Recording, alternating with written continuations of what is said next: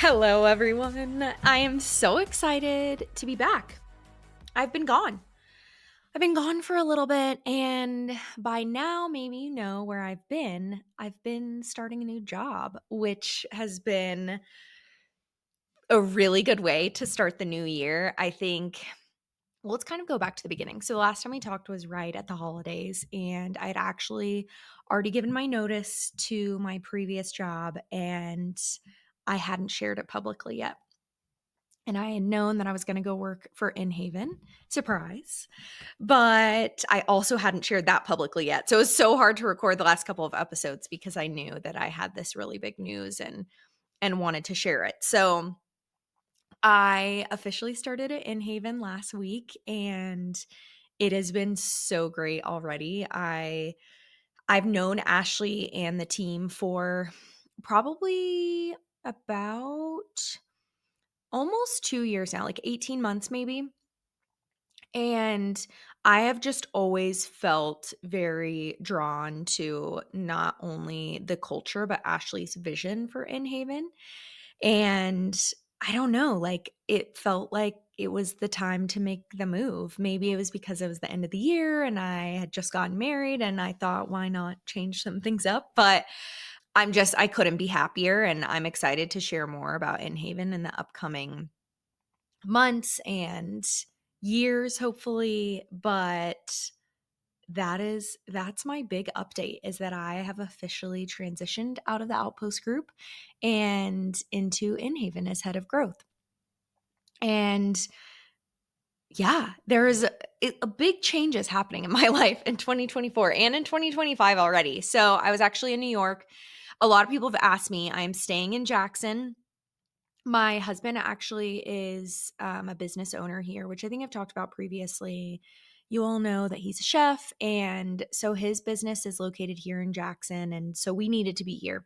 And part of the reason why I joined the team is because Ashley really wanted a presence on the West Coast and in the Mountain West region. So it's good that I'm still here. I'm struggling to say that out loud right now because it is negative 19 degrees today, which is just absolutely horrific. And I have a new home office set up because I'm going to be working from home. New York is where Inhaven is based and headquartered. So I'll be traveling there quite often, which, if you don't know, New York City is my favorite place on the entire planet. I love it so much. Clark and I had already planned to spend the month of April in the city. And off season is like terrible in Jackson because everything closes and it's mud season and gross. And May is when like the snow has started to melt and the sun is finally shining. So anyway, we had planned to leave for the month of April. So it just like really, really worked out that Inhaven is based in New York, right outside of the city. And yeah, craziness. So staying in Jackson, starting a new job, enjoying married life, and those are my big updates. I have missed you over the past couple of weeks. I thank you for the patience as I started a new job and I had to set up my home office, aka my new podcast studio, which is looking amazing. And I know basically nobody watches these videos on YouTube, which is honestly great because usually I'm in my pajamas looking like terrible. But because I'm going to be working from home now, I got like a full desk area set up with like all of my recording equipment, which I'm really excited about. So, yeah, 2025. It's going to be a big year. All right, more things to come. I hope you all had an amazing Christmas, the best New Year. And if you are in a mountain destination, I hope that you are making it through ski season and snow is looking good for you and occupancy is up and ADR in RevPAR are also up. Like, I hope everything's looking good. And if you are at the beach, I hope that you are, I know that you're busy on the operations side, but I also hope that you're getting some downtime in.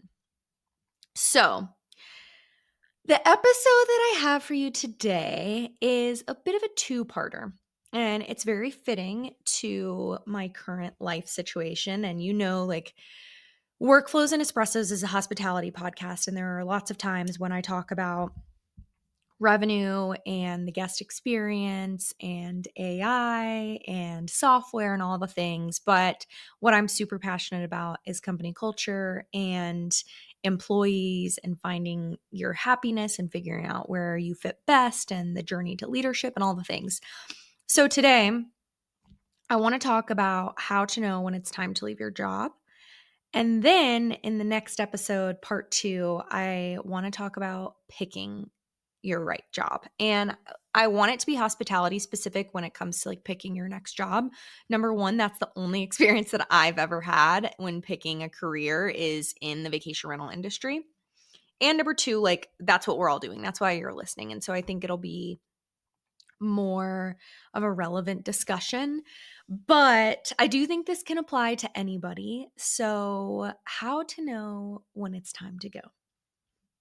And this is hard, right? Because so much of this is dependent on your life situation. If you have a family that you're supporting, if you aren't able to work remotely and it doesn't work for you, like everybody's so different.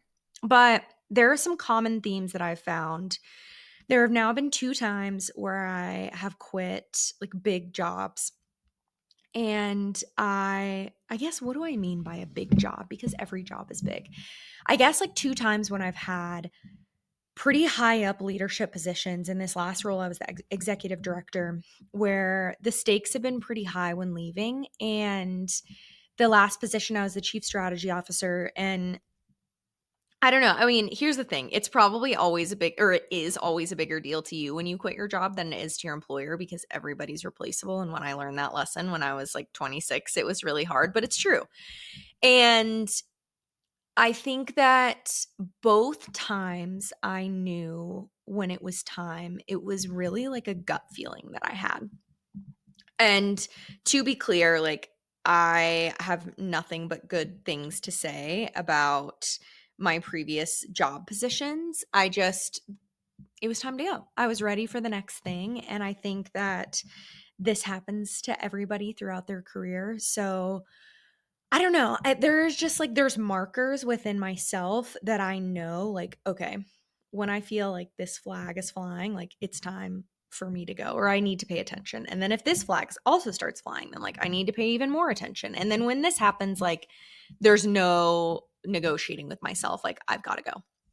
So these have looked pretty similar over the past 2 positions that I have given notice at and I want to go through them with you today.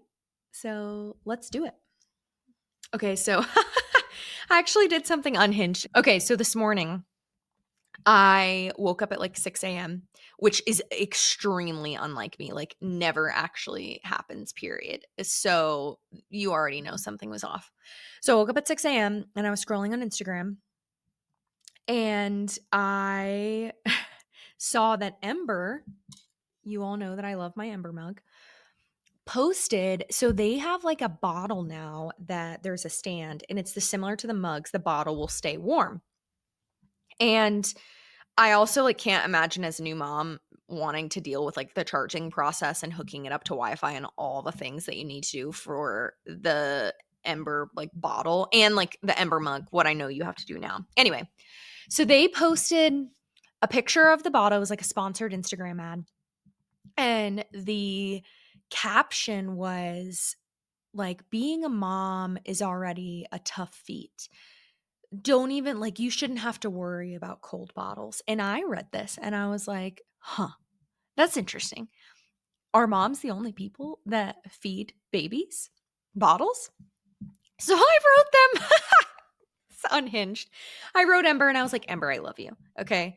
But it's 2025. Okay. Dads are giving babies bottles. So we need to change this. And I'll keep you posted to see if they respond. But that's what I was up to this morning before, most people have opened their eyes. I was messaging Ember about equality for parents.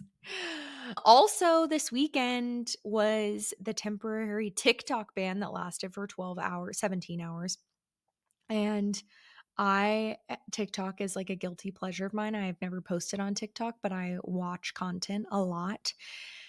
And I have a lot of thoughts on the TikTok ban. I need to go and listen to Will's episode talking about the TikTok ban and see if I agree with what he says. But If anybody had a rough go this weekend and then was really happy when TikTok was back, I was there with you in solidarity and wondering what I was going to be doing with my free time. Sorry, that's me. I love TikTok, and I'll say it proudly. I'll shout it from the rooftops. Okay, let's get back to it. The very first flag is when you feel like you don't like Sundays anymore because you are dreading going to work on Monday. And you want, the later that it gets and the closer you are to going to sleep, the more like dread that you feel that when you wake up, you're going to have to go to work the next day. The majority of my career, which I've been really fortunate, I like wake up really excited to start work and I go to sleep thinking how excited I am to like have my morning tea and then go to work. But there have been times in my life, specifically at the end of my roles, like before I had given my notice, where I started to dread Sundays. And it was because it was the start of a new week. And that was like one of the first signs to me that something wasn't right and that maybe like I was reaching the end of my time at a position. And this is such a hard feeling, right? Especially if you've gone from loving going into work to not loving it anymore and feeling like maybe you're ready for the next thing or you don't like where you are for whatever reason. And that, I don't know, I think it's just really important to kind of check in with yourself, check in with your body and your thoughts and however you're feeling. Like, look, who really wants a weekend to end, right? Like I can understand that. But I think there's a difference in like, man, Sunday came really fast. Like I'm not ready to go to work tomorrow versus I dread Sundays because that means that I'm starting a new week. Or I dread going to sleep at night because that means that I have to go to work tomorrow. Like there is a difference between the two. And I think understanding in your body and in your mind where you're landing, and if you're starting to feel that dread, like that is sign number one. So, number two is there is typically at companies a ceiling, right? Where at your position, you start to hit your head on that ceiling or, like specific to your role. And if you're doing a really great job, hopefully there's opportunity for promotion. But when you start to hit your head on the ceiling and realize that there are no more opportunities, that is sign number two. And I'm not saying these are in order, but I have started to feel this at my last position, which understandably so. Like I was the executive director and I knew going into it that the growth that the companies were going to see would be out versus up for my position. But I started to kind of feel like, I've been doing this for several years. Like we've had such a great time buying companies and integrating them into our business model and meeting teams. But like something wasn't, I don't know, I could feel my head like hitting on the ceiling. And this happened to me when I was in revenue management, which you all know that I love, but I also was really interested in other departments in the vacation rental industry. I started to feel like revenue management felt really repetitive to me. Like, I know when booking season is. I know when we need to be concerned about occupancy for spring break. I know when we need to start reaching out to owners about summer occupancy. And like, it was so ingrained in my mind that I started to feel like, okay, I'm ready for something else. And I did get that opportunity. And I think the first step is always communicating when you start to feel this way. Like, hey, I am loving what I'm doing. I'm really interested in learning more. Is there opportunity for more growth at the company? Do I have the ability to learn more about X role or move into this position? And I think that the only time that it makes sense to have these conversations where you're really interested in leveling up is when you have mastered what you are doing and you feel so clear on it. And there are times when there is a ceiling, and that's okay. It's just a sign that if you are somebody who wants to always be like climbing up the stairs toward the next thing, that can start to feel unfulfilling. So that made number 2 on my list. And number 3, which kind of goes back to the tortured employees department from several months ago and non-negotiables. If you feel unclear on the strategy of your company after repeatedly asking, or you are not excited by the strategy of your company, that should be assigned to you, right? Like transparent roadmaps are so important to me. And I think understand like employees knowing the strategic plan is like crucial first step into running a business. And if you have sat in these strategic meetings or you haven't, but it's been passed down to you, and you still feel very fuzzy on what the strategic plan is, and that is something that is deeply important to you, like it is to me, that is like a sign that something's not sitting right. Either there's a lack of transparency there, or you typically it's a lack of transparency, or you're struggling with the communication style of the leadership of your business. Or if you are clear on the strategic plan and you're not excited about it, like that's a sign. And it's hard, right? Because I remember it at 360 Blue, we would have team members that were absolutely incredible, like such great culture fits, but they could not care less about like what we were trying to accomplish. And I remember our CEO at the time saying like, "Look, I love having you here, but if you don't get excited by like our vision and what we want to do and how we want to disrupt the industry, then like this isn't the job for you," right? Because at the end of the day, like it is a job. And I think this kind of goes back to the bus metaphor that I like to use, right? Like making sure that people are in the right seats on the bus is really important, but also that you're on the right bus. Like if you do not feel at all excited about the vacation rental industry, then like, okay, maybe you're in the wrong industry.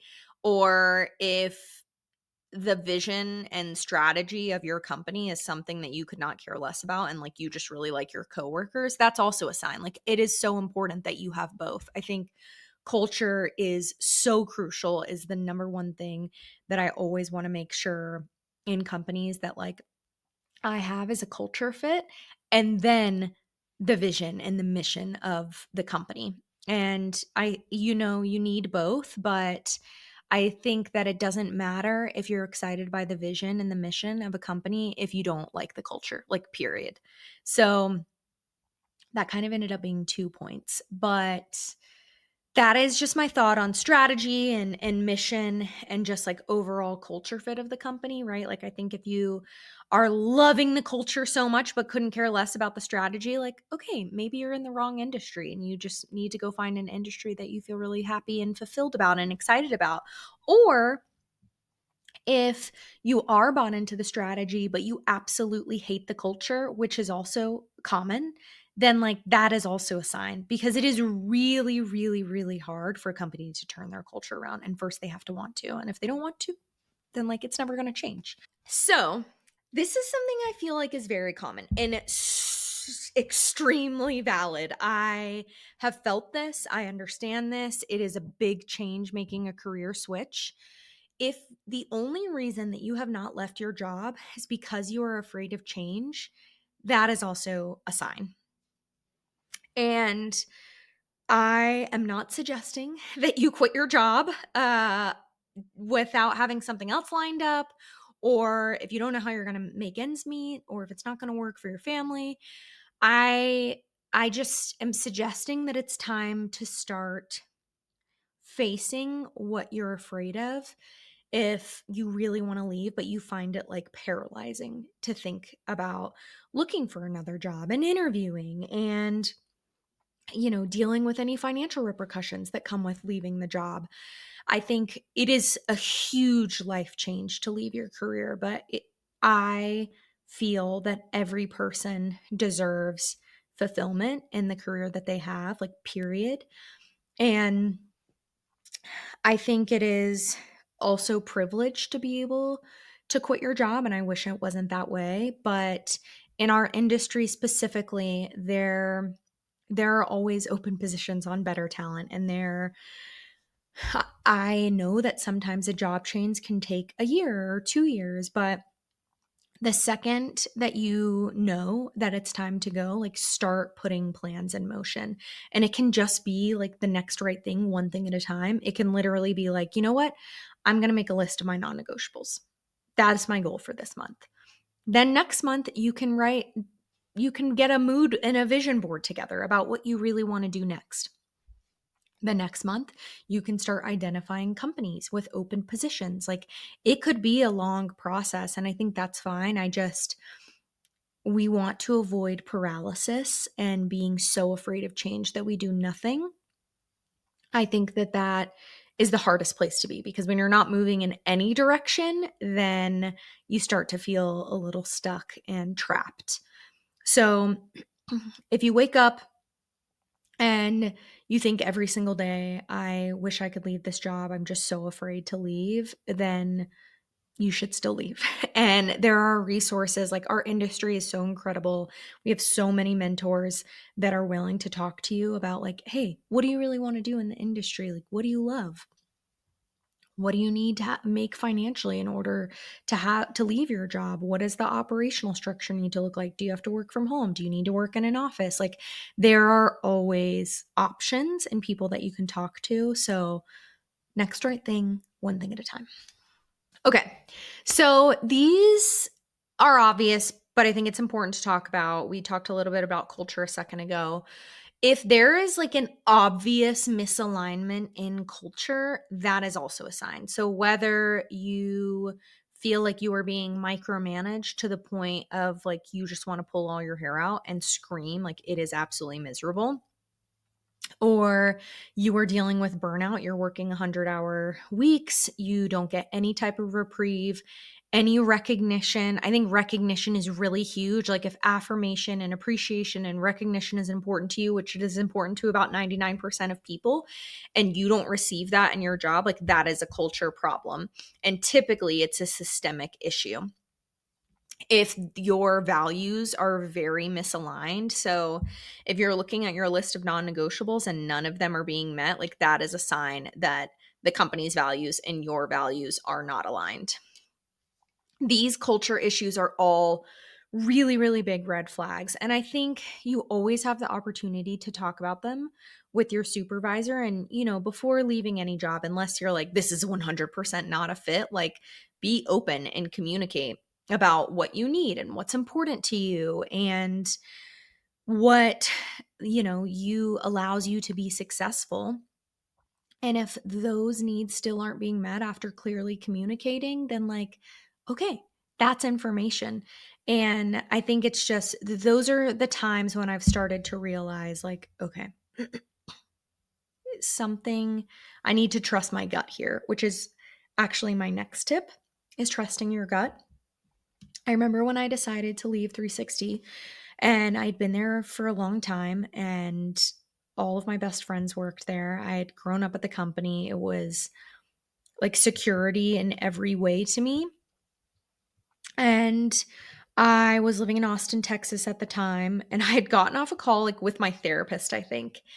And she never tells me what to do, but I had like gotten this vibe that she was like, it's time for you to like move on to the next thing. And I laid down on the floor, like on my back to do some breath work and like meditating, which I never ever do. Like, I am not a meditator. I should be. But I laid down on the ground and I was like, okay, what's this meditation that it's all about? And I literally had this like feeling of clarity wash over me. And I was like, okay, it's time for me to quit my job. And I feel like completely at peace with that. And I didn't go and quit my job the next day. Like I started interviewing and figuring out what I wanted to do next. That's when I created my list of non-negotiables. But laying down on the floor, like I will literally never forget this. And just like having this feeling wash over me. And it was my gut like telling me, hey, you've done all you can do here. You love this place. It is home to you in so many ways. And that's okay. Like you can also move on to the next thing. And when I think about the feeling that I have like chased when trying to figure out what to do next in my life, it is that feeling of clarity. And whatever that looks like for you, like if you need to go on a run or get on the Peloton, or if you also need to lay on the floor, or go sit in a sauna. Like, we all have our moments of clarity and trying to like connect with our gut and what our gut wants us to do. And once your knowing is telling you something, listen to it, because it is pretty much always right. The last thing that I want to say on this is that I have mentioned this throughout the episode, but like, I recognize that leaving a position is really hard and is not something that happens overnight. And I just, I really want us to move toward like working in an environment that we feel happy and connected to versus we have to because we need a paycheck. And so, if these points align with you, if you're starting to feel like, oh man, everything that she said, like I'm definitely feeling it at my current job, like, okay, it might be time for the next thing. And you know what? Like, that is really freaking exciting to think about what you're going to do next. Like, I have absolutely zero regrets about the past positions that I've had. I feel so grateful for them. I literally would not be here without 21-year-old me answering phone calls at 360 Blue, or me 3 years ago moving up to Jackson and learning as much as I did about other entities. Like, I think these positions are so, so important. And I also think it's okay to feel like you've outgrown something or you're ready for a new challenge. And I just want to normalize that. And the journey is really long to finding the next thing. So that's what we're going to talk about next in part 2 of this like big episode. I hope to see you there. If you have listened to this podcast and you are like, oh shit, I think I need to quit my job, you are always welcome to reach out to me either on workflowsandespressos.com, ask Meaghan, or you can LinkedIn message me. You can send me an email. I have been there. I'm happy to talk about it with you. I'm excited for you if this is you, because that means you have a new adventure coming. And if you listen to this episode and you don't feel any of these things, then that is absolutely amazing. You're happy at your job. Boom. That's all we can ever ask for. So, TLDR. Number 1, if you hate Sundays, listen to that.